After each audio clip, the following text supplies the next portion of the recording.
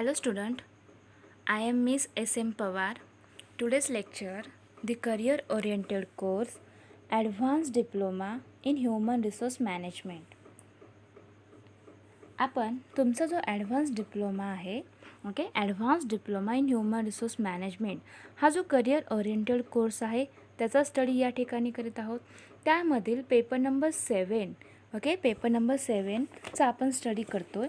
Paper number 7चे title आहे human resource management law. आज आपण या लेक्चर्समध्ये या युनिट नंबर फर्स्टमधील युनिट नंबर फर्स्टचे टायटल आहे employment law in India and United States. तर युनिट नंबर फर्स्टमधील एक अत्यंत इम्पॉर्टंट कंटेंटचं स्टडी आज आपण या ठिकाणी करणार आहोत. तर आपण applicability of labour laws to the IT and ITS sector या कंटेंटचा स्टडी आज आपण या लेक्चर्समध्ये करणार आहोत. तर आपल्या युनिट नंबर फर्स्टचे टायटल आहे employment law in India and United States. हा paper number 7 human resource management law या पेपर नंबर 7मधील फर्स्ट युनिट आहे. त्या युनिटचे टायटल आहे employment law in India and United States. तर या युनिट नंबर फर्स्टमध्ये तुम्हाला कोणकोणत्या कंटेंटचा स्टडी करायचा आहे. तर यामध्ये फर्स्ट कंटेंट आहे लेबर लेजिस्लेशन इन इंडिया. त्याच्यामध्ये देखील सब कंटेंट्स आहेत. तर फर्स्ट सब कंटेंट आहे labour legislation and constitution in India. Second is articles affecting government employment. Third is labor jurisdiction for central and state governments. Next is features of labor legislation in India. Laws related to industrial relationship and applicability of labor laws to the IT and ITS sector. त्याचबरोबर यामध्ये second main content आहे equal opportunity laws enacted from 1964 to 1991 in the US. Third main content are the laws enacted in USA from 1991 to the present. And last and fourth content are diversity management. तर अशा प्रकारे या 4 main कंटेंटचा study तुम्हाला या unit number फर्स्टच्या माध्यमातून करायचा आहे.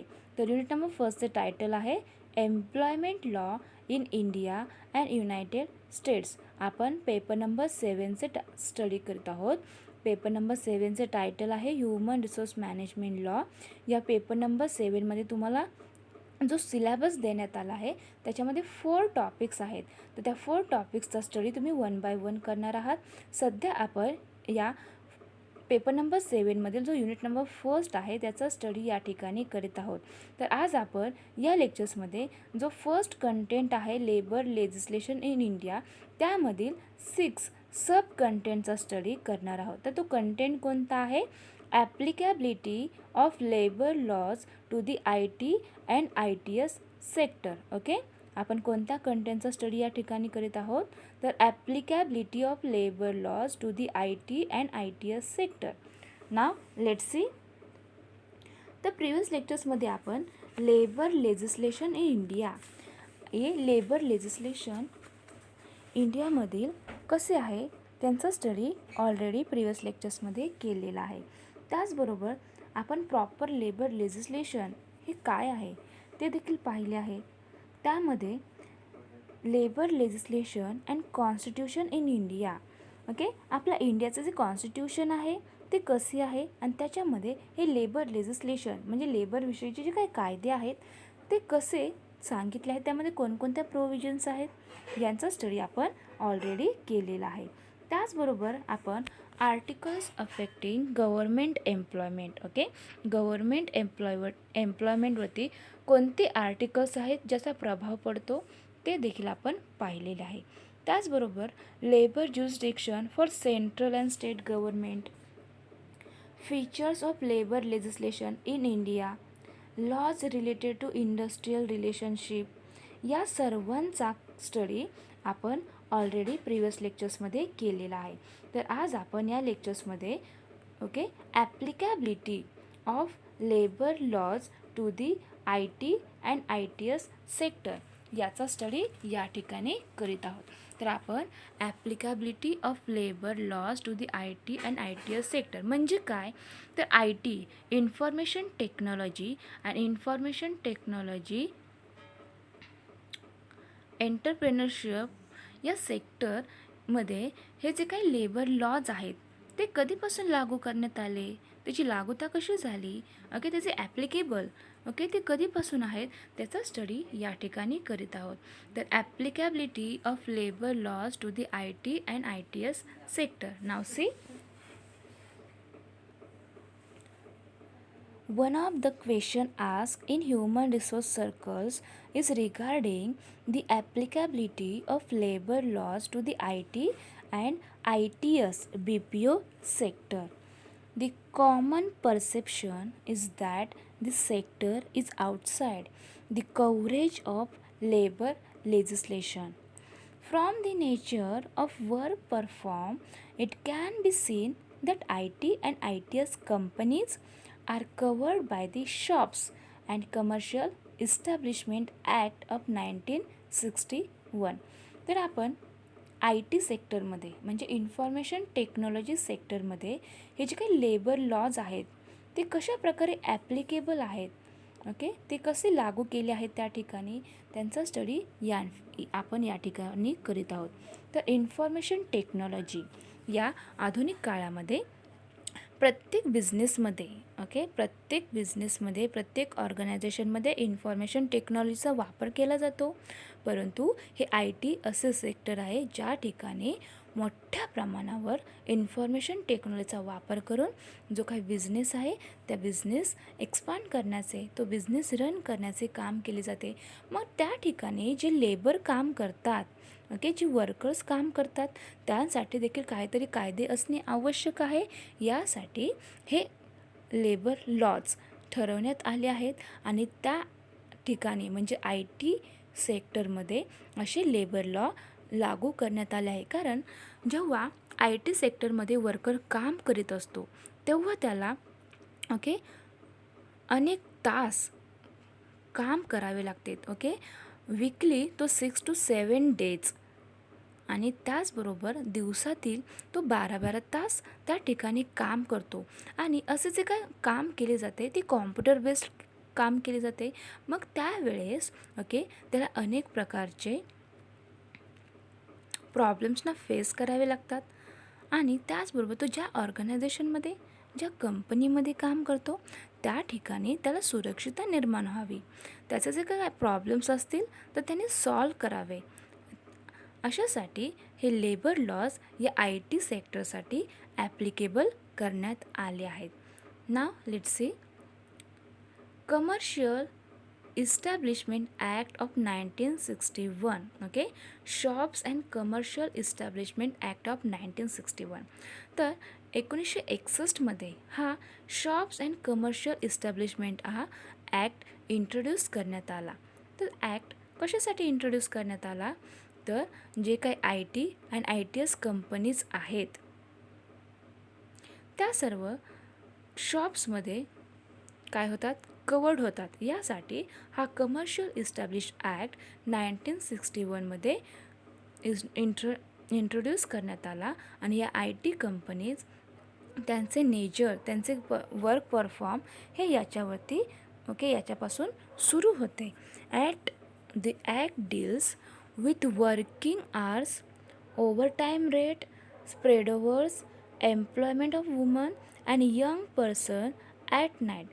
तर हा जो काय कमर्शियल इस्टॅब्लिशमेंट ॲक्ट आहे तो कशासाठी तयार करण्यात आला, त्याची डीलिंग कोणाबरोबर केले जाते, तर the act deals with working hours.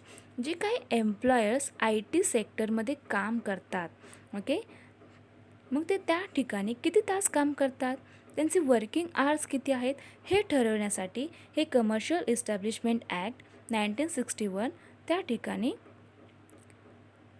मदत करते. कारण याच्यामध्ये प्रोव्हिजन्स करण्यात आले आहे की एम्प्लॉयर्सने, त्या वर्कर्सने मिनिमम किती आवर्स काम केले पाहिजे, ओके. यासाठी हे कमर्शियल इस्टॅब्लिश ॲक्ट अत्यंत इम्पॉर्टंट आहे. त्याचबरोबर ओव्हरटाईम रेट ठरवण्यासाठी सी, ओव्हरटाईम रेट म्हणजे काय, तर वर्कर्स ज्या वेळेस त्याचे कामाचे तास त्याच्या एवढे त्याने काम केले असेल, परंतु त्याच्यापेक्षाही जादाचे काम तो ज्या वेळेस करतो त्यावेळेस त्याला ओव्हरटाईम असे म्हणतात. मग असे ओव्हरटाईम रेट्स काय आहेत हे ठरवण्यासाठी हे ॲक्ट मदत करते. त्याचबरोबर एम्प्लॉयमेंट ऑफ वुमेन आणि young persons at night. Business ऑर्गनायझेशनमध्ये अनेक मेन वुमेन त्याचबरोबर यंग पर्सन्स हे काम करीत असतात. मग ते जेव्हा नाईटला काम करतात, मग त्यासाठी काहीतरी त्यांना प्रोव्हिजन करणे आवश्यक आहे. यासाठी हे कमर्शियल इस्टॅब्लिशमेंट ॲक्ट अत्यंत इम्पॉर्टंट आहे. त्यांची हेल्प या सर्व गोष्टी ठरवण्यासाठी होते आणि या ॲक्टची डील्स या गोष्टींबरोबर होत असते. तर कमर्शियल इस्टॅब्लिशमेंट ॲक्ट हा 1961मध्ये इस्टॅब्लिश करण्यात आला आणि त्याची deals he working hours, overtime rate, spread overs, employment of women आणि यंग पर्सन्स ॲट नाईट यांच्याबरोबर होत असते. Many states have come with state specific acts that are more suited to the requirements of the state. Many states have granted exemptions for IT companies from many critical aspects of labor legislation. For example, exemption from Apprentice Act and Industrial Employment Standing Orders Act 1946. Or flexibility in opening and closing times, employment of women in night shifts, weekly offs. Okay, यामध्ये काय सांगितले आहे, अनेक स्टेटमध्ये काय केले जाते, जे काही IT कंपनीज आहेत त्यांना एक्झम्पशन्स दिले जाते. मग असे एक्झम्पशन्स कशासाठी दिले जाते, तर क्रिटिकल ॲस्पेक्ट्स ऑफ लेबर लेजिस्लेशनचे जे काही क्रिटिकल ॲस्पेक्ट्स आहेत यांच्यासाठी हे केले जाते. While these exemptions may have provided the required flexibility related to employee management, some writers argue that the freedom may be misused by a section. Okay, अनेक वेळा काय होते, जे काही एम्प्लॉई आहेत त्यांना जर फ्रीडम दिलं तर ते काय करतात, त्यांचा जो काही टाईम आहे त्याचा मिसयूज या ठिकाणी करतात. त्याचबरोबर हे जे काही एक्झम्पशन्स आहेत ते flexibility related to employ management हे प्रोव्हाइड करण्यासाठी अत्यंत इम्पॉर्टंट आहे आणि ते या ठिकाणी या गोष्टी प्रोव्हाइड करीत असतात. A case in point in जानेवारी 2014 अशाच प्रकारची एक केस आली होती. त्याच्यामध्ये state government of Karnataka allowed exemption for IT and ITS firms. त्यामध्ये कर्नाटकामधील जे गव्हर्नमेंट आहे त्यांनी काय केले, तर त्या ठिकाणचे जे काही IT आणि ITS सेक्टर आहे, जे काही फर्म्स आहेत त्यांना एक्झम्पशन्स दिले आणि from the industrial employment act for a further period for 5 years. आणि त्यामध्ये इंडस्ट्रियल एम्प्लॉयमेंट ॲक्ट पासून ते त्याचा पिरियड 5 yearsपर्यंतचा ठेवला. मग for some months before the notification the term for the earlier exemption had been exhausted and firms had to draft their standing orders and getting it certified from the labor department. The latest exemptions was granted with specific conditions. मग त्याच्यामध्ये अनेक conditions घालण्यात आल्या. मग ते अटी कोणत्या आहेत, त्या कंडिशन्स कोणत्या आहेत, तर first conditions, setting up a committee for handling sexual harassment complaints in accordance with the relevant legislation. Second conditions are setting up in a internal committee for handling employee grievances, and the last condition are the relevant authorities jurisdictional deputy labor commissioner and commissioner of labor Karnataka state have to be informed about cases of disciplinary dismissal and termination, etc. Following this notification, the labor department give its decision on a wrongful termination case filed by an employee working in the Indian office of US based software company, non-managerial employee who had received good hike in compensation and congratulatory letters for performance. तर अशी त्या कर्नाटकामध्ये काय झाले होते, त्या गव्हर्मेंटने एक्झम्पशन्स केल्यामुळे त्यांना एक्झम्पशन्स त्या IT आणि IT सेक्टर्समुळे दिल्यामुळे अशा प्रकारच्या केसेस निर्माण झाल्या. मग त्यांच्यावरती अशा कंडिशन्स अटी त्यांच्याकडे घालण्यात आल्या. त्यांना अशा अटी मान्य करण्यात आल्या आणि त्यामधून हे जे काही एक्झम्पशन्स आहेत ते या कर्नाटका गव्हर्मेंटने ठरवलेल्या होत्या IT आणि ITS सेक्टरसाठी. ITS employees fall easily within the definition of workmen under the Industrial Disputes Act unless they are in a managerial cadre in the interest of facilitating the sector. Many state governments have declared IT and ITS companies as a public utility service. तर जे काही state government आहे त्यांनी IT आणि ITS कंपनीजला public utility services असे declare केले आहे आणि where restrictions on strike and lockouts exist. आणि त्या ठिकाणी कोणत्याही प्रकारचे स्ट्राईक होणार नाही, लॉकआउट्स एक्झिस्ट होणार नाही याच्यासाठी रिस्ट्रिक्शन्स घातले आहेत, त्याच्यावरती बंधने घातली आहेत. Similarly exemptions from application of labor law are a common feature of SEZ. हे जे काय लेबर लॉचे ॲप्लिकेशन आहे हे सेजचेच एक इम्पॉर्टंट आणि कॉमन फीचर आहे. The given relaxations do not mean that the ITS industry is outside the purview of all labor legislation that provide a protective cover to the employees. Many exemptions are for specific period of time or locations and cannot be considered as permanent. Many governments have also allowed self-certification instead of inspections, and the firms are expected to abide by the law of the land. 2040 can be considered a landmark year for labor law reforms in India because of this string of reforms taken to amend different legislation and also improving process. तर आपण applicability of labour laws to the IT and ITS sector याचा study करतो आहे. म्हणजे काय, जी काय IT means information technology sector आहे त्यामध्ये हे लेबर लॉज ॲप्लिकेबल कशा पद्धतीने करण्यात आले, ते का ॲप्लिकेबल करण्यात आले याचा स्टडी आपण या ठिकाणी करीत आहोत.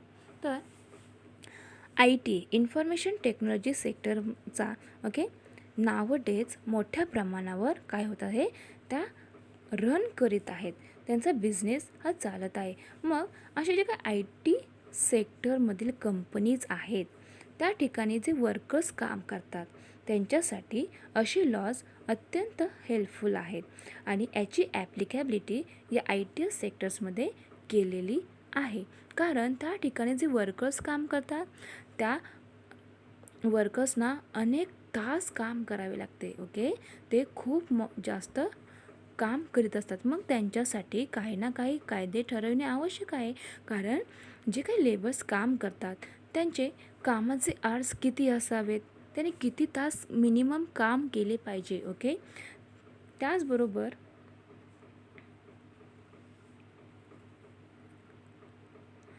त्याचे जो काही ओव्हरटाईम करतो त्याचे रेट किती असावेत, स्प्रेड ओव्हर्स एम्प्लॉय, त्याचबरोबर जे काही वुमेन यंग पर्सन्स जे नाईटला काम करतात त्यांच्यासाठी काय प्रोव्हिजन्स असावेत यासाठी हे लेबर लॉज ठरवण्यात आले आहे आणि त्याचे IT आणि ITS सेक्टरमध्ये ॲप्लिकॅबिलिटी ही करण्यात आली आहे.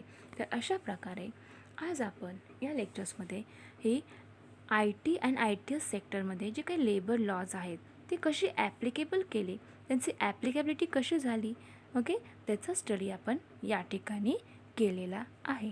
Okay, thank you.